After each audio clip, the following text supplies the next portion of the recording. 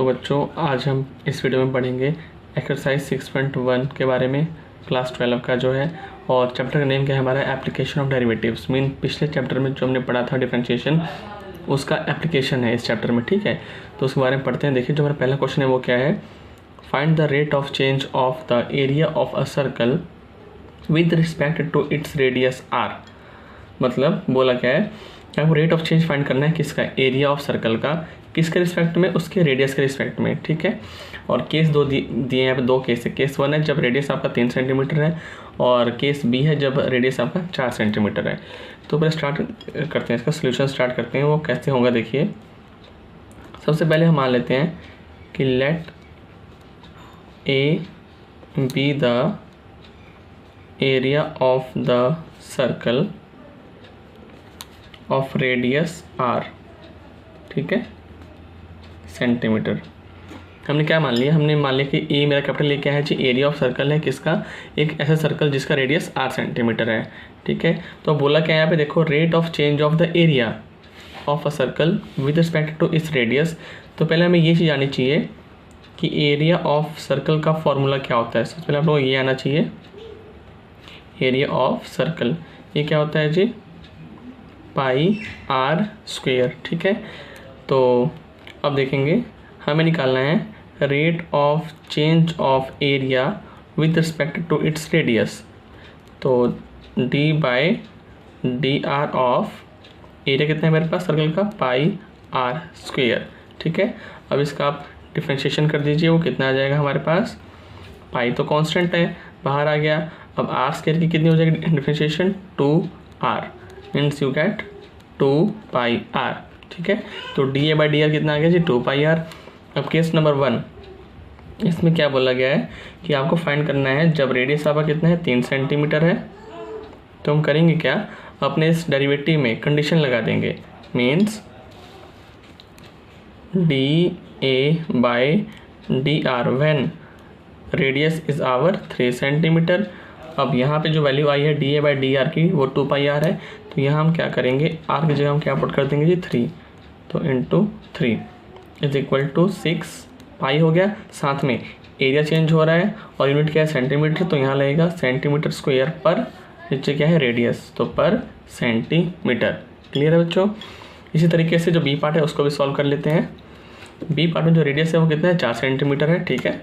तो for b part when our radius is 4 centimetre, इस case में जो मेरा rate of change of area with respect to radius होगा, when radius is my 4 centimetre, वो कितना हो जाएगा, 2πr mean 2π into 4 is equal to 8π, again वो unit centimetre square per centimetre, ठीक है बच्चों। कोई डाउट तो नहीं इसमें। हम चलते हैं नेक्स्ट क्वेश्चन के ऊपर।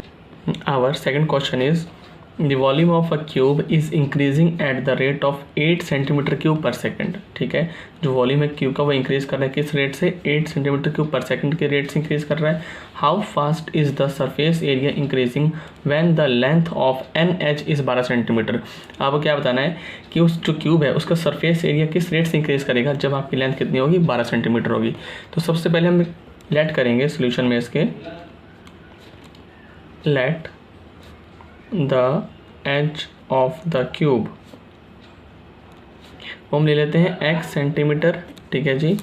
तो then the volume of the cube वो कितना हो जाएगा, वॉल्यूम ऑफ द क्यूब इसे हम डिनोट करेंगे v से, वो हमारा हो जाएगा x क्यूब, ठीक है। साथ में ऑल्सो जो हमारा जो सरफेस एरिया होगा, the surface area of the cube, इसका फॉर्मूला क्या होता है जी, 6 इंटू साइड का स्क्वायर। क्लियर है, कोई डाउट नहीं इसमें, ये तो हमारे बेसिक फॉर्मूले ये आप लोगों को पता होने चाहिए, ठीक है।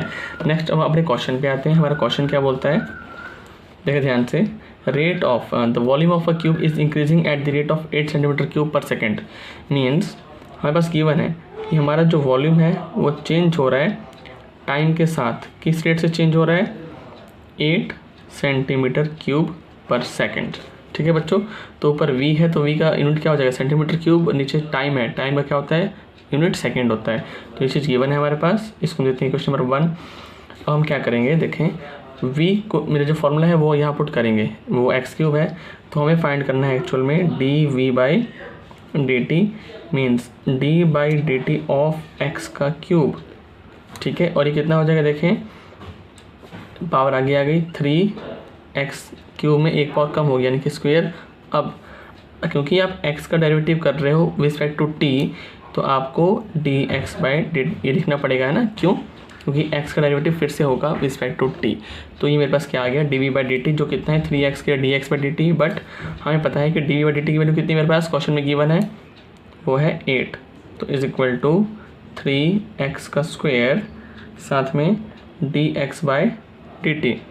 अब इसमें पूरा रीअरेंज करके लिख सकता हूँ, इसमें इस तरफ लिख रहा हूँ, है ना।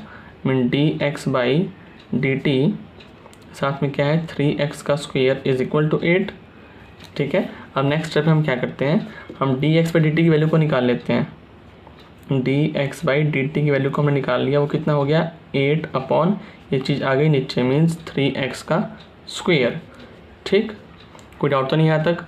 हमसे पूछा क्या है बच्चों, वो देखो पहले, how fast is the surface area increasing, है ना।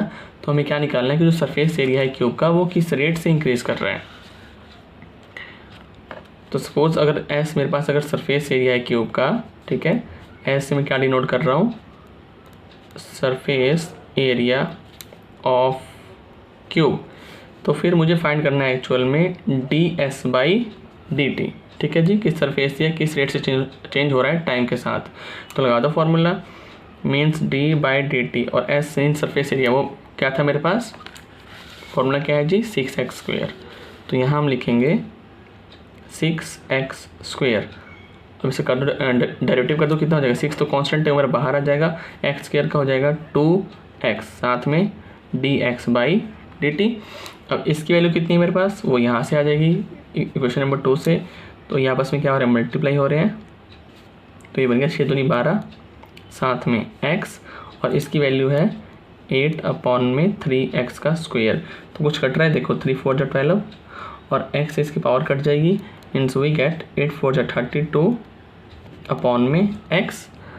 आप कंडीशन लगा देंगे इसके ऊपर कि D S by D T when कब पूछा है हमसे, जब हमारी h कितनी है 12 सेंटीमीटर की है ना। तो हम कंडीशन लगा देंगे कि x is equal to 12 centimetre. तो यहाँ पे डाल दो फॉर्मूले में, इक्वेशन नंबर 3 में x की वैल्यू को डाल दो, तो ये बन जाएगा 32 अपॉन 12, कुछ कटेगा तो काट दो, ये 2 के टेबल से कट रहा है, 2 इंटू 16 2 इंटू 8 मतलब 4 से भी कट जाएगा, 4 8 जा 12 एंड 4 3 जा 4 8 32 एंड 4 3 जा 12 मीन 8 अपॉन 3। अब इंक्रीज क्या कर रहा है जी एरिया, तो उसका यूनिट होता है सेंटीमीटर स्क्वायर विद टाइम, तो पर सेकेंड, ठीक है बच्चों। तो हमारा आंसर कितना आ गया जी 8/3 सेंटीमीटर स्क्वायर पर सेकेंड, ये हमारा आंसर रहेगा। Now we come to next question. Our next question is, the radius of the circle is increasing at the rate of 3 cm per second. Find the rate at which the area of the circle is increasing when the radius is 10 cm. यानी कि increase क्या कर रहा है, वो क्या दिया हुआ है कि रेडियस इंक्रीज कर रहा है किसके साथ, टाइम के साथ चेंज हो रहा है ना। तो पहले हम सोल्यूशन में इसके लिख लेते हैं, let r be the radius of the circle, ठीक है, एट टाइम टी ले लेते हैं कि किसी टाइम पर रेडियस कितना है मेरे पास आ रहा है। तो जो दिया है क्वेश्चन में वो क्या दिया है, change of radius with respect to time, वो कितना दिया है जी 3 सेंटीमीटर पर सेकेंड, ठीक है बच्चों। आपका मेन मुद्दा क्या है, आपका मेन चीज़ है कि आपको स्टेटमेंट पढ़ के ये मैथमेटिकल कंडीशन बनाना आना चाहिए, है ना। तो ये अगर हमारा बन गया तो फिर बात बन गई, ठीक है। नेक्स्ट देखें, आपसे पूछा क्या है, आपसे पूछा है find the rate at which the area of the circle is increasing, ठीक है। तो हमें क्या फाइंड करना है कि लेट कर लेते हैं कि A be the area, let A be the area of the circle. तो हमें एक्चुअली फाइंड करना है D A by D T कि जो एरिया है सर्कल का वो टाइम के साथ किस रेट से चेंज हो रहा है, ठीक है। तो हमें पता है कि एरिया ऑफ सर्कल कितना होता है जी, वो पाई आर स्क्वायर होता है। तो डाल दो यहाँ पे, तो d by D T of pi r square, pi तो कांस्टेंट है, आर स्क्वायर की कितनी हो जाएगी जी 2 r तो पाई कांस्टेंट बाहर आ गया, आर स्क्वायर की हो गई 2r। अब आर के हम कर रहे हैं टी के रिस्पेक्ट में, तो dr/dt आगे आ जाएगा। ठीक है, अब इसकी वैल्यू तो गिवन है मेरे पास, वो यहाँ पर डाल देते हैं। तो कितना हो जाएगा 2πr, साथ में इसकी वैल्यू कितनी है जी 3 सेंटीमीटर पर सेकेंड, मतलब 3। ये हो गया 6πr। कितना हो गया, नेक्स्ट इसने कंडीशन दे रखी है, तो dA/dt तो आ गया 6πr, बट इसने पूछा है कि जब रेडियस कितने 10 सेंटीमीटर है, तो हम यहाँ पे क्या कर देंगे dA/dt पर हम लगा देंगे कंडीशन कि when our r is 10 centimetre. तो यहाँ पे पुट कर दो वैल्यू, तो 6π × 10 इज इक्वल टू 60π।